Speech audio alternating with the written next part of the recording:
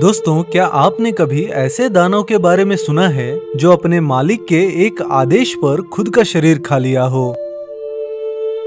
और क्यों वह दानव भगवान शिव का सबसे प्रिय भक्त है? और आखिर क्यों उस दानव का स्थान देवताओं से भी ऊपर रखा गया है?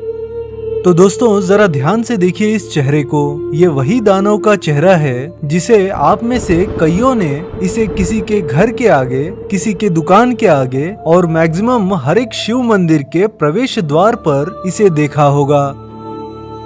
तो अब सवाल ये उठता है कि कौन है वह दानव जिसके चेहरे का आकार एक डरावने राक्षस की तरह चित्रित किया जाता है?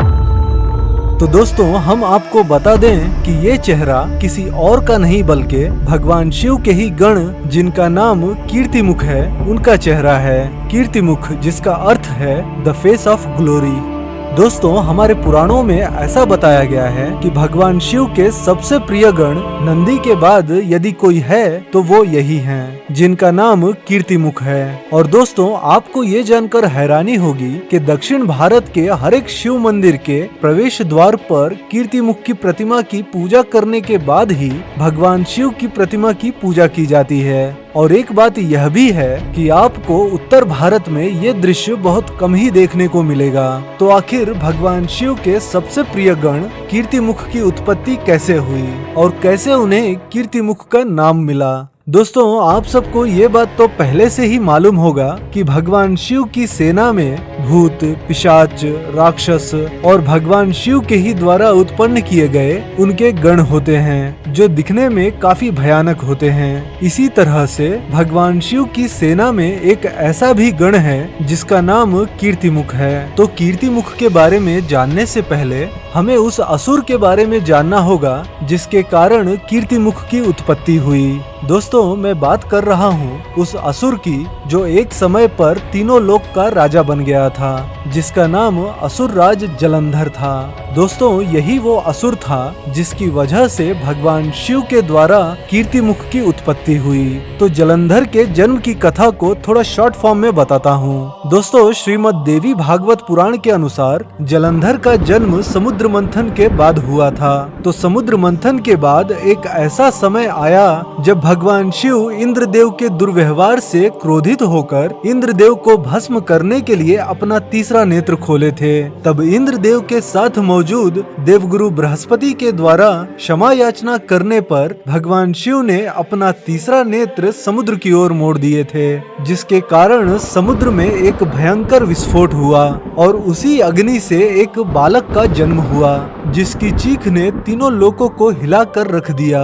और फिर उस बालक का पालन पोषण समुद्र देव यानी के वरुण देव ने किया और फिर आगे चलकर उसके गुरु बने शुक्राचार्य। और जब जलंधर बड़ा हो गया तब उसे समुद्र मंथन में असुरों के साथ हुए छल के बारे में मालूम चला।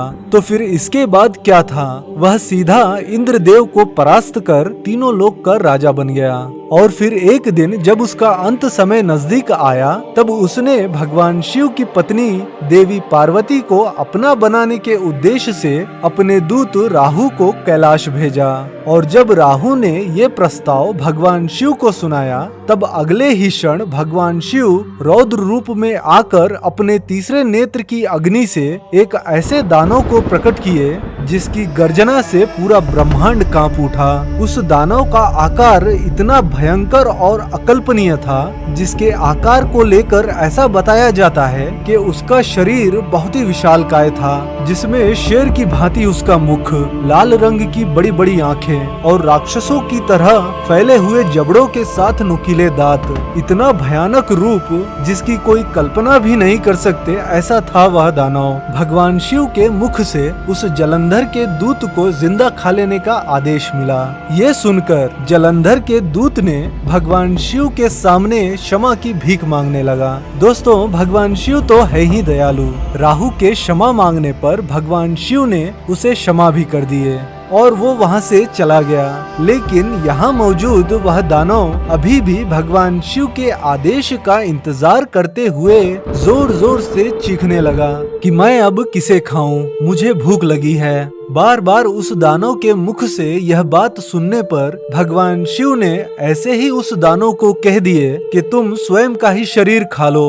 और ऐसा कहकर वे अभी पीछे पलटकर कुछ डेग चले ही होंगे, तब तक उन्हें हड्डियों के टूटने की आवाज सुनाई दी। और जब वे पीछे पलटकर देखते हैं तब उस दानव का केवल चेहरा ही बचा रह गया था।